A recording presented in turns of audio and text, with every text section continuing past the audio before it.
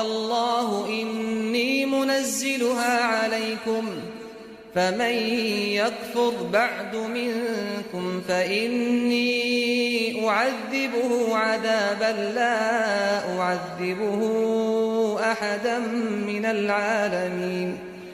وإذ قال الله يا عيسى ابن مريم أأنت قلت للناس اتخذوني وأمي إلهين من دون الله قال سبحانك ما يكون لي أن أقول ما ليس لي بحق إن كنت قلته فقد علمته تعلم ما في نفسي ولا أعلم ما في نفسك إنك أنت علام الغيوب.